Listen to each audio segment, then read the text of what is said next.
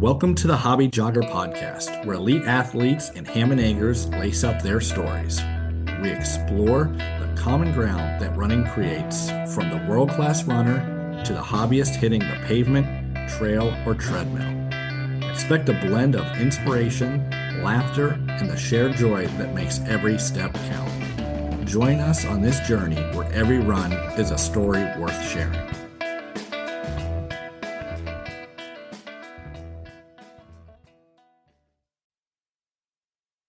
Next up on the Hobby Jogger, we have Omar Posadas. Omar has recently qualified for the Boston Marathon. He is also partnered with Nike Running and Dick's Sporting Goods.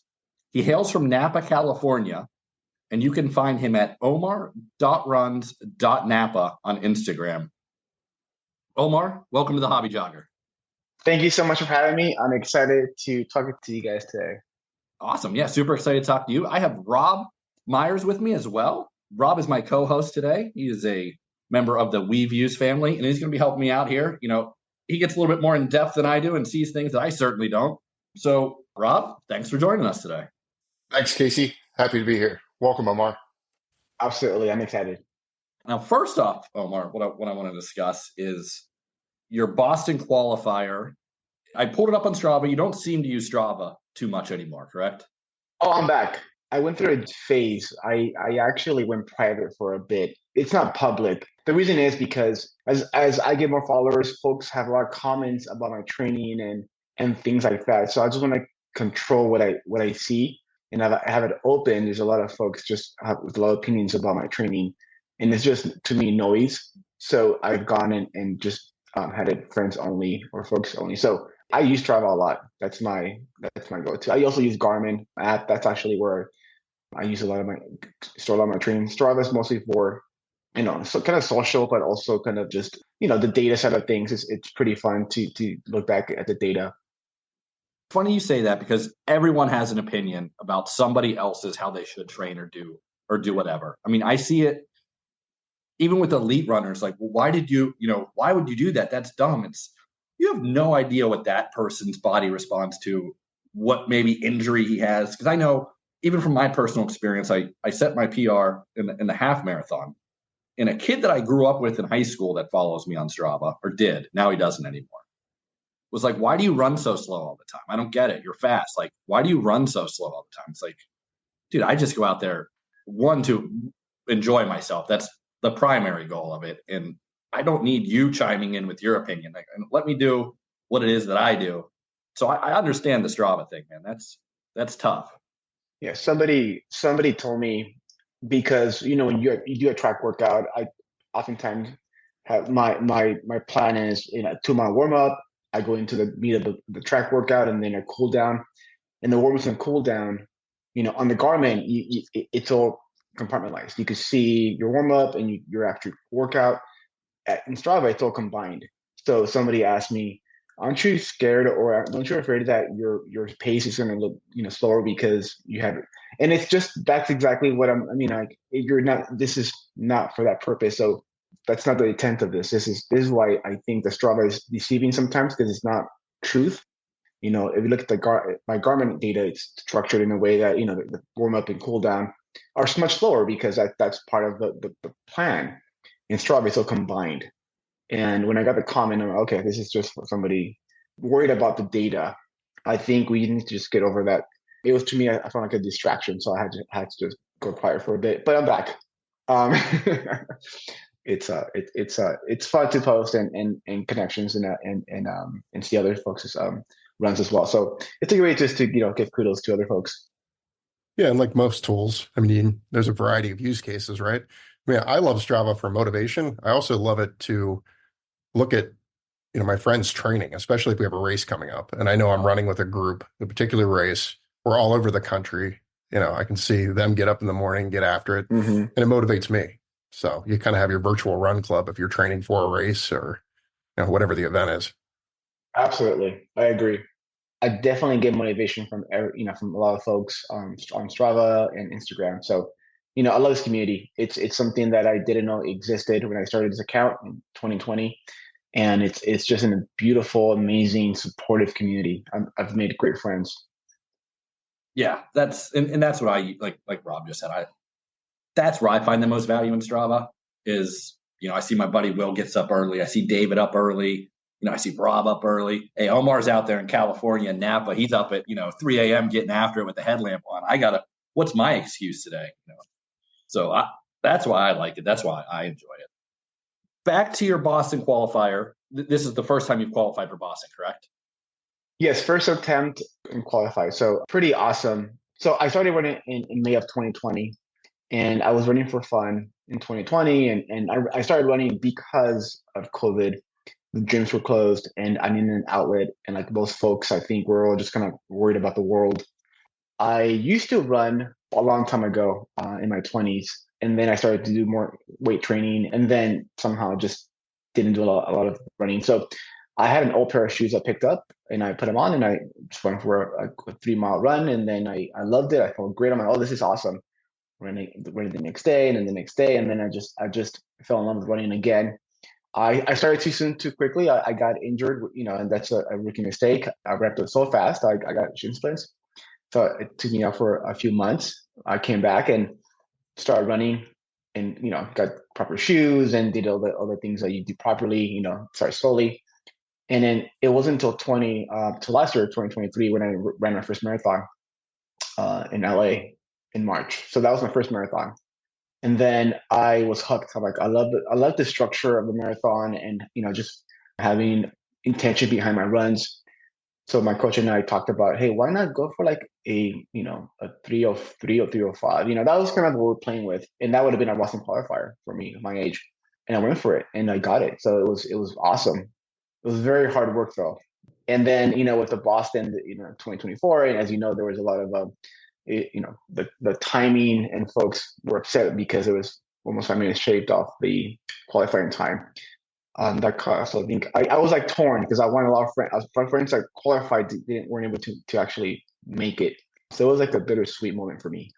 It didn't show it on your Strava that I found. What race did you do for the qualifier? Oh, it's in there. It's the Santa Rosa Marathon. Santa Rosa. Okay. One thing about this, which jumped right out at me, that was super impressive. We will talk about your training a little bit because however you trained is spot on of how you do it. Because by my math, and I'm not good at math, you ran your fastest 5K between miles 20, 21, and 22, which that's, obviously everyone that listens to this runs. I run, Rob runs. That's not when I run my fastest splits. No, not at all.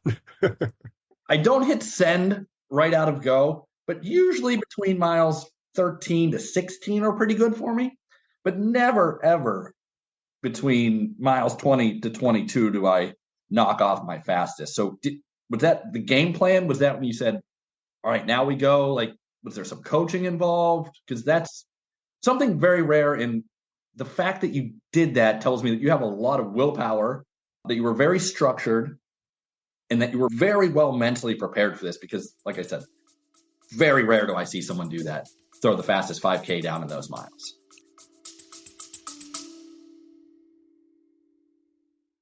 Hey folks, if you're loving the stories, tips, and laughs we're dishing out, make sure you don't miss an episode.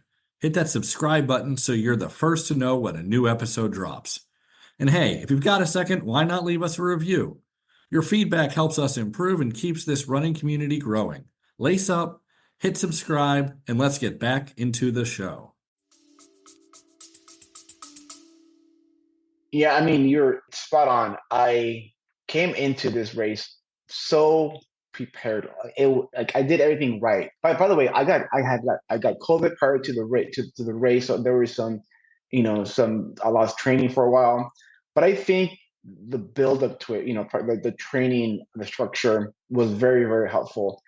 I initially thought, okay, I think like a lot of runners, I'll just go fast initially, bank some miles and basically, ease off at the end. So we did the opposite. We switched it off. We started easy the first part of the race and then sped up the second part of the race. So by mile 20, I had found a group of runners that were running together, and it was very motivating because they pushed me. I was a little faster than I wanted to at mile 20, but I know that's when the race does start. And I felt it mentally. I'm like, okay, this is it. Like, this is what people, when they say the race starts at mile 20, exactly know what that means. Like, okay, this is where you dig deep. And that's what I did. I think it was just the training that I had done in the past. I knew how it felt. I know how it feels to run on tired legs. I just experienced that before. So I knew what to do. And it worked out fine. There's sometimes it doesn't. For me, this race was just a perfect execution of what we went out to do, and we did. We were planning for a 303, and I got a 301, and that's where I made that mile that you mentioned, the miles. That's where I made the difference there. It was awesome. Yeah, I know a couple episodes ago now, I talked to an ultra runner. Part of it's kind of like chess. It's the opening. How you open a chess game is very, very important to the game itself. And I see a lot in my running of guys and women that just boom, send it. And I'll be chatting with them because I mostly run trails and ultras. And I'll be chatting with them. Hey, what's your goal today? Oh, I'm trying to get 7 hours. It's like, well, dude, we're on a 5-hour pace right now. Like, okay, hey, bravo. And then, I'll be sitting at the finish line and see him 3 hours finished later behind me. And it's just, why aren't you pacing yourself better? I think that's just such a hard thing for people to get through. And when I looked at that qualifiers, I was so impressed by it. You had the plan, you stuck to it to a T, more so than anything I've ever seen in a marathon, someone outside of the elite group to really paid off for you. And you actually went under your time by a couple minutes. And it just shows how important it is to go out and pace yourself properly and have the proper pace structure, let alone the training. So hats off to you, Omar. Casey, that's so true. And this is what a coach, I don't want to sound like, hey, anybody could get a coach. It's hard to get a coach. It's expensive, and sometimes money could be expensive with the proper shoes, the cost of the marathon, and you're flying there. It could be very, very expensive. So I, in no means, say everybody go get a coach. If you can't afford a coach, I completely understand. I got very lucky. I was part of the BPN team. Nick Baird on BPN, a big influencer in social media and fitness, and he's one of the reasons why I started running. Within that company, there's folks that are amazing, reached out, and they became like my support, and they helped me through this process. So when we did the first marathon in March, pacing was important. And I agree with you. I tend to just go fast, and if you don't know any better, how did you know, right? If you're not being taught. So my coach taught constantly, pacing is important. That's the secret sauce. We call it the secret sauce because folks are just they feeling great. The first part of the race, you're fresh. You want to go fast. That's naturally. So I was getting passed. I was just getting passed. Everybody's passing me. And I'm like, okay, this is follow your pace, follow your plan, and then make the difference. And then on the switch, I noticed that the second half, I was passing people up. And I'm like, okay, this is what they say. Pacing is important. But it takes a lot of willpower to not try to push it initially. And I was like, this is my numbers on my phone, and I had all the miles that I wanted to hit, like every single mile. It was very systematic for me, and I needed to hit those numbers. I was like a robot, I gotta hit these numbers if I want to get these results. And that's why I went into it. So it was a lot of patience because initially I wanted to go faster because I felt great. And that's naturally what people do, right? You just want to go faster. If I do that by mile 20, 21, 22, I will feel the pain there. So I paced myself, and that to me was important to do. And that's what we talked a lot about in the coaching and even in training. And I learned the hard way too, by the way. In training, with track workout, if I have a particular set of goals I want to hit, targets, and I'm feeling great, I would push it. So I would already give it 100%. It will put me down for the next couple of days because I went too hard, and then my legs wouldn't recover as fast. So it's a similar concept. You go in too hard too soon, you're going to hurt yourself towards the end. Your performance is based on my experiences with running and doing these long runs and trying to hit those paces. That same concept applies to the race. Just stick to the plan. And if the race is different, of course, it's emotional, it's exciting. There's a lot of folks around you, and the energy is awesome, and I love it. And you could get caught up in that. For me, it was definitely one of those things that, okay, I was just going to stick to my numbers, and I had everything. We had every mile planned out, and that's what I did. And then at the end, we talked. If we feel good, push it, but towards the end. Well, kudos to you to execute on the plan. It's one thing to know what you should do. It's a whole other thing to actually do it. Because once you start running, you may feel good the first 4, 6 miles, whatever it is. Yep. Things change. You Hmm. think you adjust a little bit, but are you following the plan? No, at that point, the plan's out the window because you have to follow that from the beginning of the race. So, props to you. And trying to do math, like during that time, right? It's difficult, right? Because you're already offsetting the target, the goal that you set for yourself. So, I'm trying to see how much I have to get to. It's just it becomes complicated. So thinking to the plan to me is easier because I know what I need to get at. Now, after that, after a certain amount of time, I'm like, okay, if I could bank more time, that's great. But initially, if you're going too fast, then you're trying to make math to see, am I going to do it because I went too fast too soon? Now I'm slowing down. What's the difference there? It could get pretty complicated. Yeah, runner math is not very good. No, I suck at it. The first race, my coach was texting me because I run my phone and he would text me and says, "You're doing good," or you're at pace, or you're above it. So just cues because I wouldn't know. At some point, it's foggy, at some point you don't know what's going on. Though you see the 5Ks and 10Ks, the half marathon, points, and those are good indicators.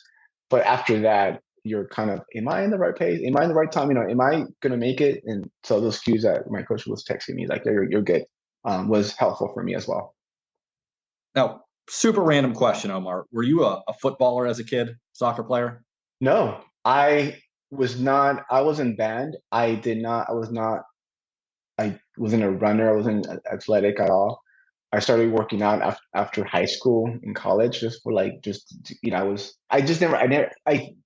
never athletic. I never thought of myself like an athletic person, nor have I ever ran this much. I started running when I was 40 in 2020. So that's when I started to run consistently. Well, you might have actually just torpedoed my theory, but I had a theory about soccer players, footballers that then later in life become runners. But yeah, yours is not did not go with my theory. So I'm always glad to hear some counter evidence to that, because I have a theory that the most mentally strong runners are like the soccer players that play 90 minutes and you have to pace yourself throughout the game. And that kind of just a random thought I thought I'd ask. I would say what I learned, the kind of the mental toughness, is just in general. I think outside of running, I'm in engineering, I'm in tech. And outside of running as well, I did a lot of weightlifting, and that's also kind of, I like process, I like regimen, I like structure. So all that just goes to my benefit, and I like consistency as well. So all kind of ties into running. I'm a planner as well. I like to execute in a plan. I'm like a robot when it comes to that. Once it's structured, I go for it. And then I have a hard time missing things, and that's where I'm working on. It's okay to miss a day or two or a week. In my case, when I got COVID, a couple weeks, it's okay. You'll bounce back up. Yeah, it does seem that there, especially where Rob and I run in the ultra space, there's a lot of engineers that we Yeah. come across that you'll hear talk about their, well, my real job, I'm an engineer for such and such, an architectural engineer, whatever kind of engineer, because it's very regimented and you got to be able to follow the plan. And I think it is very fact based, like you said. So that makes sense that there's a lot of engineers and whatnot in the long distance running. Yeah, engineers are typically drawn to individual sports, less team sports. And I think running definitely falls into that, very Yeah. calculated. It's just you in the road or you in the trail, and that's it. There's not another team, right? I think you're right. I think that could be it. I'm an extrovert, so I feel people's energy, and I like to. But I do also like to be being by myself. I'm a solo runner. I run by myself 99% of the time. Actually, I do like running with other folks, but just the nature of the timing and my schedule, it doesn't allow to do a lot of team or runs with other folks. But I do like to run by myself. That's a time to reflect and think, problem solve. So it's very therapeutic for me. And for me, it slows me down because I'm not competing with anyone. Like if I go out with some quicker friends, you kind of get locked into that go mode. And I'm 40 years old, so I don't want to be. You can only push it so hard, so much. It's not, your body's not limitless. There's an end to it somewhere, and injuries do happen for sure. Yes, we tend to recover a lot, not as fast. Since 40 to now, 44, I feel in the recovery process, it's much slower for me. I got actually injured. So I was going to run CIM Sacramento, and the goal there this past December. So after Santa Rosa in August, we planned for, okay, I think I could do a sub 3. That was going to be the goal, to end 2023 with like a high. And I had got into Boston, so everything had been accomplished that I wanted to do. And it was amazing. I never thought that would happen. I'm still it's crazy what's happened. It's been an awesome journey. And I was training for a sub 3, and then I got injured. I got plantar fasciitis. One day I just went for a long run, and came back and sat down and got up, and I couldn't even walk. And I'm like, oh, this is odd. I've never been injured before. And it was so painful. And I'm like, what is this? I never even heard of plantar fasciitis before. Honestly, it's like I knew about it, but I didn't know it was like a thing runners get. So I went to the doctor, and he definitely said, "Yep, that's what it is. You should probably not run for a while." And I'm like, "No, but I'm training for a marathon." And I was so close, and I felt really good. That slowed me down, so I didn't run CIM last year because I was injured. Now, when you had the plantar fasciitis, I saw you made a post. This goes back to December 13th. You're walking backwards on a treadmill. Yes. Made very popular by knees over toes guys, which those guys, just kind of I want to say revolutionary, because before them, I don't remember people talking about that sort of exercise or the stuff they do. I did it for about 6 months. Knees felt absolutely fantastic. Hips felt great. And then I quit doing it, because why would you keep doing something that works? That's right. Yeah, don't do that. So was that? Is he feeling good? Yeah. Did those guys, and I don't think they get enough credit. They're still kind of niche, maybe. I'll tell people about them, like, hey, bad knees, or your knees hurt. Watch what these guys do, because they figured something out. I don't know that they're doctors. I don't know what their history is, but I've watched the exercises they do. I've used them. Tremendous. I have the little incline pads. Oh, awesome. Yeah. Yeah. So did that help you get through the injuries, the knees over toes guys routine? Yeah. So I discovered them a while back as well, nursing to you. And there were just a different take on knee prevention. And I'm like, this is, and you're right. I'm not sure how, I know there's coaches, the doctor side of things, that, the medical side of things. I wasn't sure, but I started doing it, and I have a few I do friends that are doctors, and they do it as well. So I've been doing it for years, by the way. So I do it when I do, like, I'm doing like a leg workout. I don't do it every day. I do it twice a week for 10 minutes on a treadmill. That's the extent of it, but it's worked. Have not had any injuries to date, and maybe that'll happen in the future. But I want to say that that's part, it's helped. But I also do cross training and strength training. But I think what helped for the plantar fasciitis for me was just to recover. Surprise, surprise, just don't be off the foot.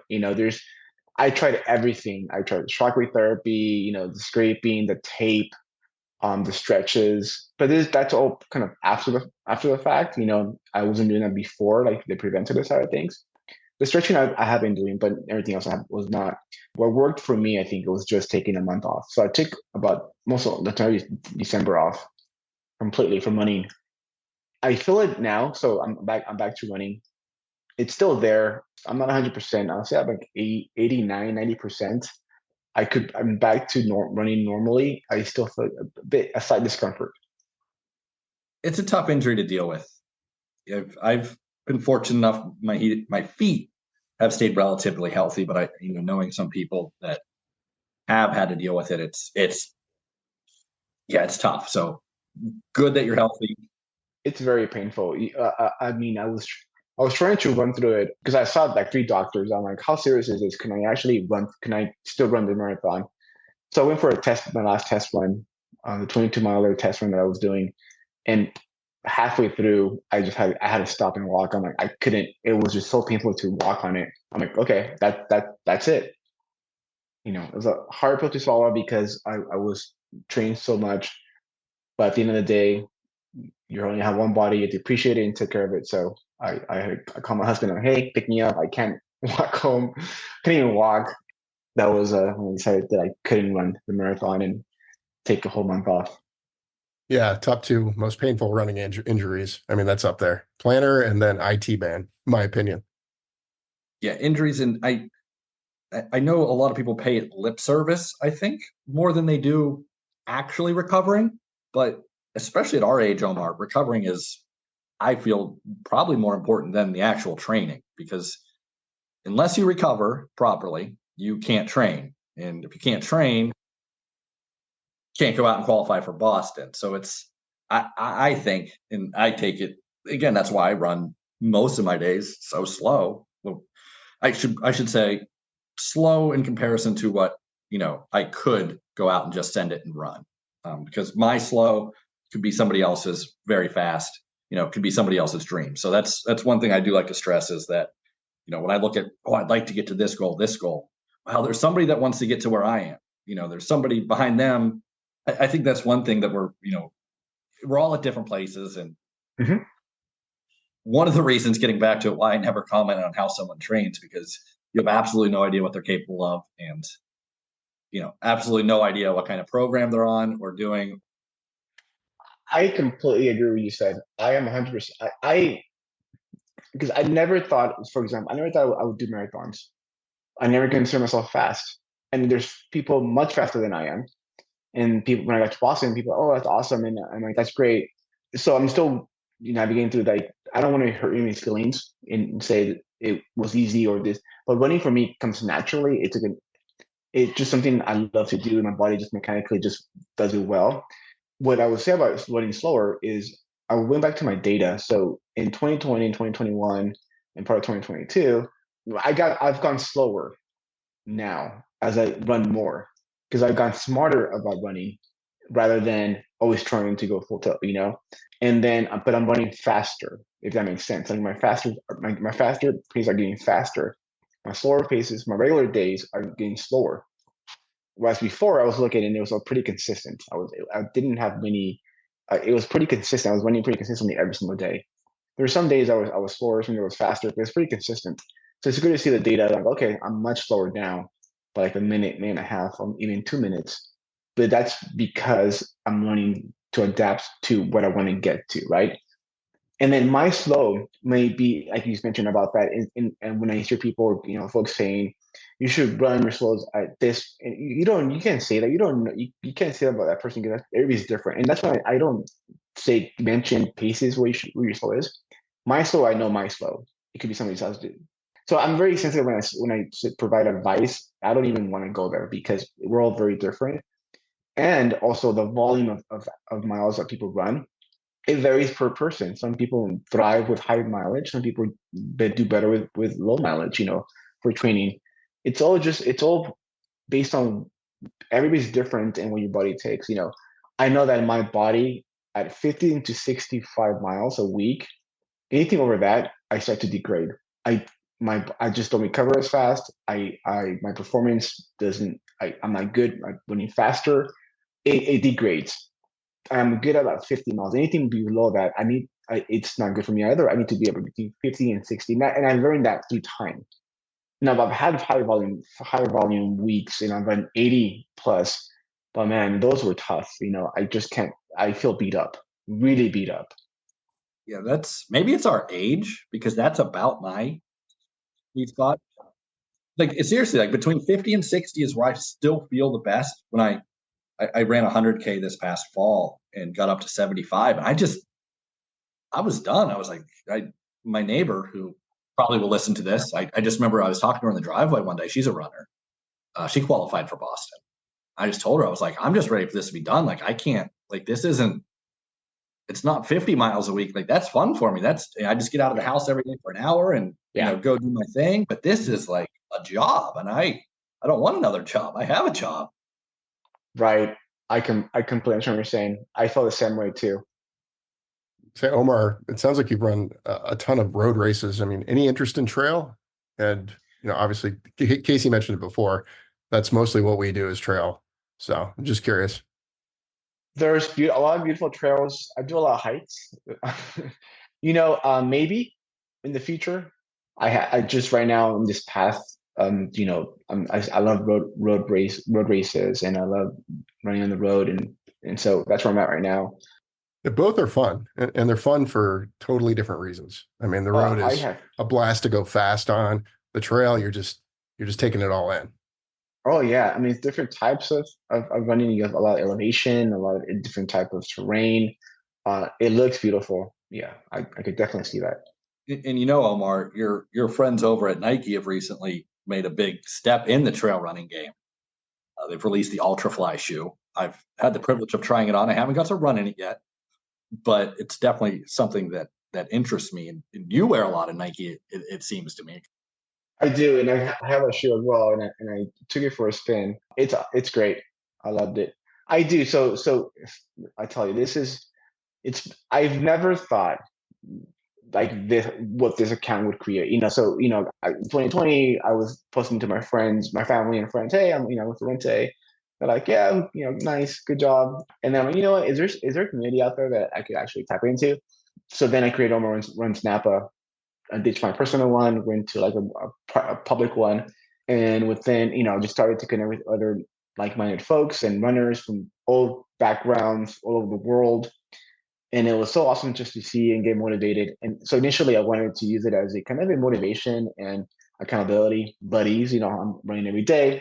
And throughout that, it's just, I've had so many amazing opportunities working with different companies and brands, and Nike and Dick's Sporting Goods reached out last year. And I'm like, this is wild. Like, really with me, why me? I'm just a regular runner. But, I think that when we talked about it is, I'm like the regular Joe. I'm like a regular runner. I have a full-time job.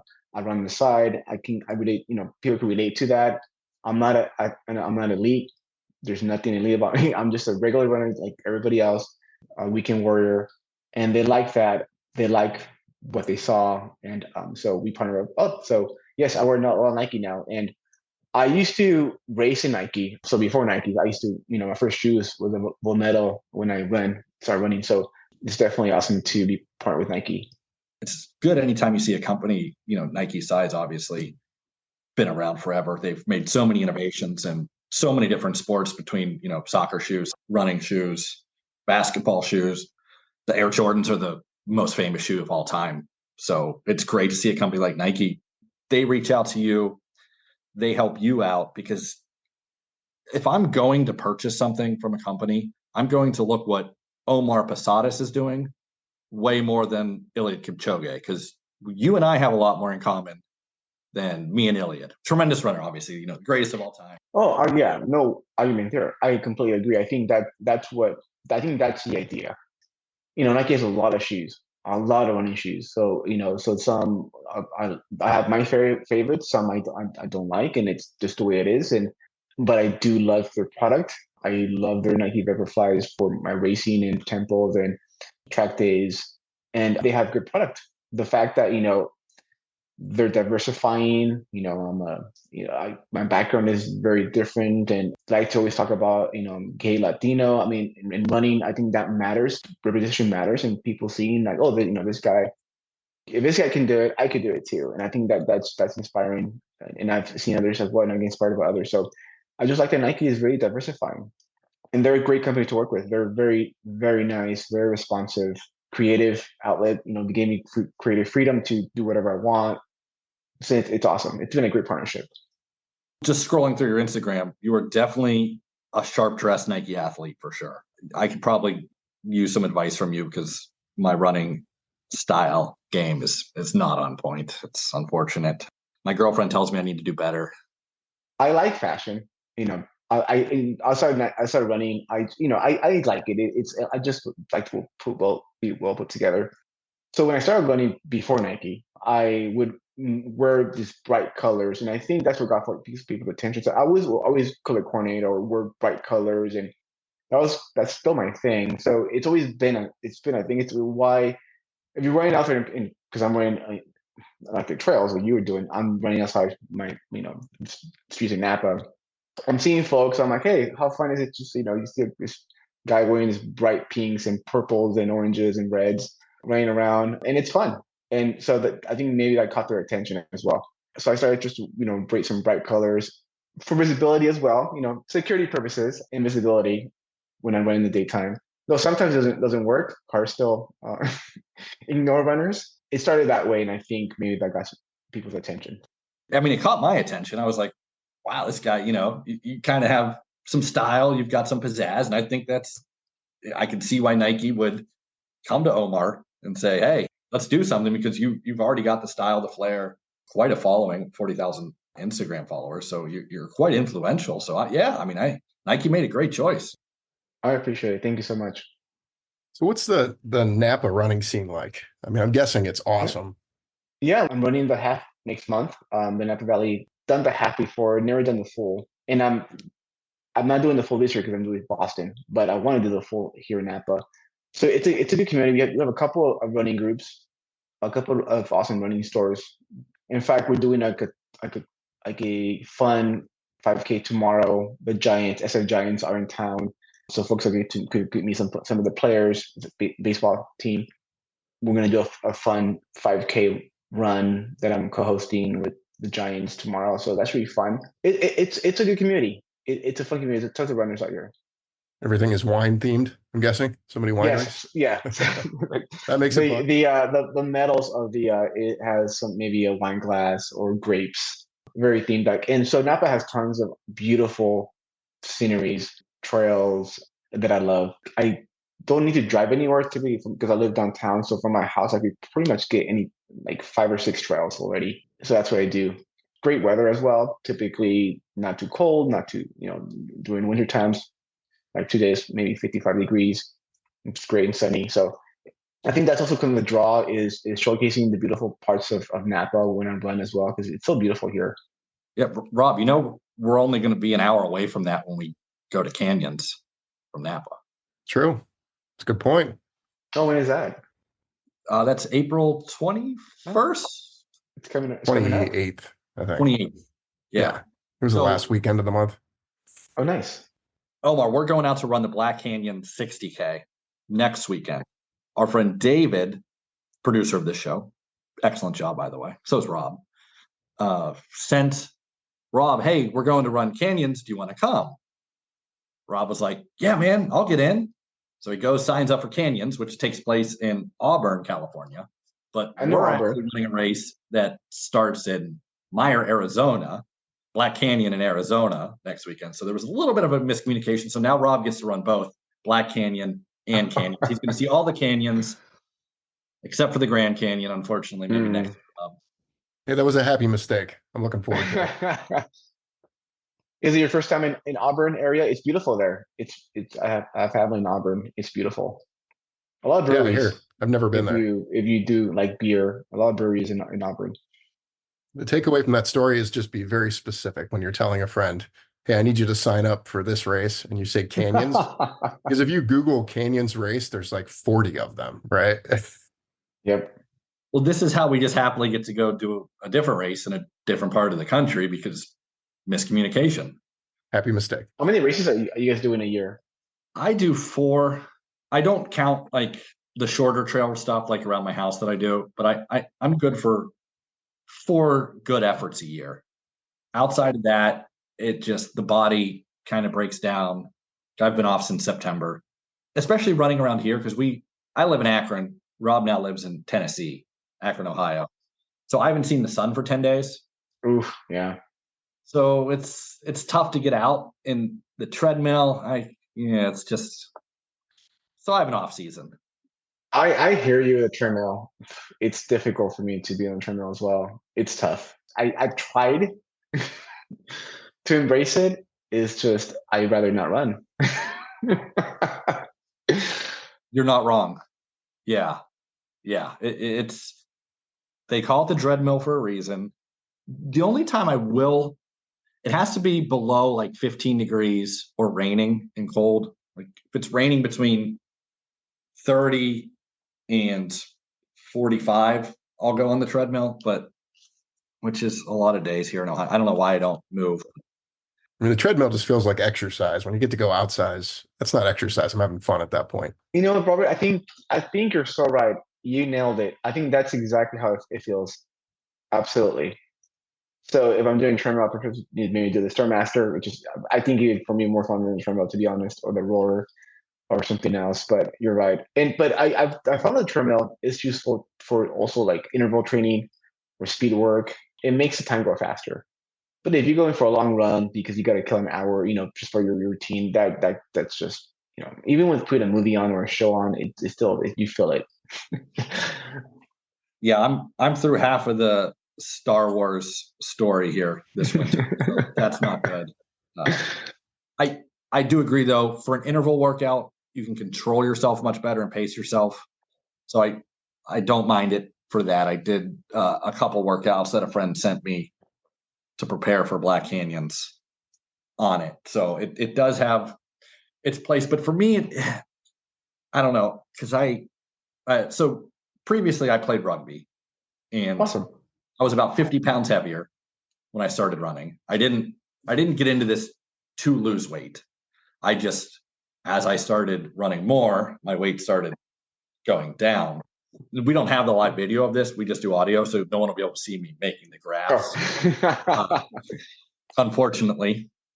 But I saw one of your posts about body positivity, and I think it gets mentioned a lot, but I don't think people get too in depth to what it really means. And I'd be interested to hear your take, because you mentioned in one of your posts that you were heavier because you were like kind of like you wouldn't have looked at me and said, oh, he's fat, like he's obese, he's out of shape. I was playing rugby, so I had, it's a tough sport. It's not easy. So for me, I didn't get into it to lose weight. I just got into it to be healthier, mostly mental, which kind of ties into the treadmill, where I feel like I'm exercising rather than outside, kind of on a mental escape from my work day, anything else that's going on. I can just be alone. I can solve problems for work, actually, which I quite often do while out on my runs.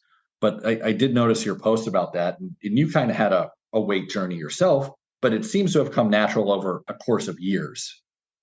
Yeah. I think that looking back, and I was 25 pounds heavier than I am now.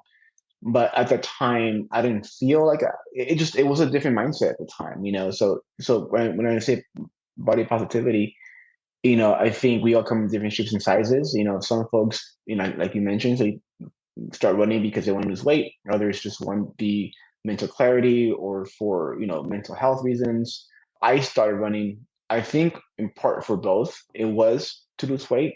And I'll be honest, what I've gained so much more has lapped that. That's just kind of how I started. But, I've gotten the mental clarity, the confidence that it has created. It's my outlet for a lot of things now. But looking back at those photos, I didn't see myself as heavier. I'm clearly heavier, you could tell, but I was also happy. I didn't know anything. I was happy, and I think that when we look at somebody, or maybe even running, because there's just a stigma of folks, looking a certain way and running. You may think you assume a lot of things from them, but you don't know what's going on. Maybe they are happy the way that's their ideal weight, or that's how they feel, and they may not see how you see them. And that was the intent of that post. It's very deceiving when you're looking and you're kind of judging somebody from the outside, because you may not know what's going on inside. And look at me, then I look so different. It does look, I look bigger. I knew I was, going up the stairs I'll be losing breath here. I was like, but I was okay with that. And not until I started running. And as I get older, I think my priorities have shifted as well. Now I don't care to be the strong, it's weird for me. In my 20s and 30s, I'm 5'6". I'm not a big guy. So I was never the biggest guy in the room. I'm never in the gym or strongest. And I think in my 20s, I was chasing something that it wasn't reality for me. So I spent a lot of time chasing something that I don't know why I was chasing, whatever that was, the stronger person, the six pack. Looking back at it now, I'm like, oh man, I wasted so much time chasing something that it wasn't me. I'm happy the way I'm now. I'm not, even my speed with my strength. I'm happy with my body, and does take time, and I think maturity to get there. But I'm not wishing to look like somebody else or being somebody else. I'm happy the way I look and I am, and that takes a lot. I think for me, it takes me a lot of time. Like that self love and looking yourself and accepting who you are. Because it's hard. Social media is it's very selective of what people show. I had to unfollow a lot of people that I thought were kind of toxic for me, because there was folks that I thought, okay, I would never get to that or look that way, and I don't need it in my face every single day. It's not good for me in my mental health. So I had to let go of that. And that helped us as well. And being true to myself, being okay with, not having a six pack or being smaller, 25 pounds less of muscle and fat, it's fine. I feel stronger mentally and I'm more agile now. So my priorities have changed as I get older as well. That's what I mean. And I see a lot of folks talk about body image and running and how runners should look one way. And I see that a lot of friends actually follow that talk about that and they're going through that. And it's true. Sometimes we portray what's out there as looking very thin and lean, and that's how you need to look to be faster. But it's not true. I know a lot of folks are bigger and are very quick and very fast and are crushing it, and that's awesome and inspiring to see. And age too. Also with age, I'm getting faster as I'm getting older. That's crazy, Well, because I started with 40, so that's my base. The recovery part is different, but also in running, you could get better with time with anything. So I'm noticing that there's no limit. You don't want to limit yourself. Just want to go and be the best you can. Getting Boston at 44, that was amazing. 40, I was turned 45 this year, so my time for Boston goes to 320, which is a nice nice little gap. Goes up. So it's awesome. But that I think that when I started running, I'm like I could never be as fast. I'm older. Why even think that? I don't think that anymore. That was just, I'm saying my own limitations to myself. So once you free yourself from that or the comparison, it's freeing. And that's what I think going to come into 2024 is I'm getting rid of all that and not setting limitations and or comparison and just running your own race, which is my theme for 2024 is to run your own race. And I think that's great advice. And the journey you went on, it's incredible to hear. And again, just huge congratulations to you for that. That's a great message you have, positive. That's one thing we do. A couple episodes prior to this, we had Andrew Glaze on. I don't know if you know our buddy Andy, but he's another guy, just super positive guy, out there for the good vibes, the feels, and having a good time. And I think you and Andrew embody what running should be. And that's like one of the reasons when we were just going through people to have on the show, they're like, well, hey, look at our buddy Omar. Okay. And I just got down like, 2 or 3 pages. I was like, absolutely. This guy's a positive dude. And we certainly appreciate you coming on. One question, because I was actually going to open up the show with Whistling Farmer in the Dell. Did you watch the show The Wire? Yes. Okay. So Omar's coming. You know what Omar's coming is. All right. Yes. I figured everyone named Omar had to have seen that show. R.I.P. to Michael K. Williams, one of the great actors of the last 20, 25 years. Probably the most in-depth character I've ever seen on a TV show. Most depth to a character I've seen on a TV show ever. One of my favorite TV shows, The Wire. So that's what we were referencing there. It's a fantastic show. I agree. It's awesome. Yeah. And there's many that have been, it's great. Yeah. I actually asked Rob, I was like, Rob, do you think we could cut out the one scene when he's coming, when he's whistling down the street? And no, we can't use that. We can't use that. So royalties, you got to pay for that, I think. Yeah. Well, thank you for having me on. And back to the positivity of things. This is who I am. Well, my goal in social media is to provide. I make if you go through my account, folks that are listening to this that are probably not haven't heard of me, or I make fun of running. I poke fun at it. Sometimes it's fun, sometimes it's not. The best part of running is when it's done sometimes. And I'll be honest, there's good days and bad days. Training for a marathon is tough. Let's not glamorize it with beautiful. It's, yes, the glory is great when you're done, but the process is even better. So I make fun of it. I joke because there's humor to it. Don't take yourself too seriously. It's just running. But I also want everybody to feel included and accepted and seen. There's folks that don't run or don't race, and it's fine. They're out there, and it might be difficult for them to get out there every day and run a couple miles. It's tough to get out there and run. So I commend everybody that does that, and I want to support everybody that can. I'm more impressed with somebody that went from a couch to like a 5K. Those folks, take so much effort to do so, and sometimes confidence, and what's going on in their mental state that they may not feel comfortable running in public. That's a thing too that people don't talk about. It's just all these things that I want to make sure folks feel like they're being seen and heard and supported. So that's how I want to. It's like my people I connected with have been those kind of folks. The regular moms and dads and folks that are regular Joes are just running and working, and that's my core base right there. And I love those people. Nothing to do with the elites. I love, everybody's great, but the reality is we all have lives, we have families. This is not our full-time job, but we're still making an effort to do so. So that's my spin. And then I sometimes do work from flashy clothes, which is thank you to Nike. So which is awesome. And that's why we are the hobby jogger, Omar, because we want to talk to all the people in the middle, all the people at the end. Those people at the front of the pack, they talk to enough people and get their message out there enough that, they don't need to be on, come on the hobby jogger.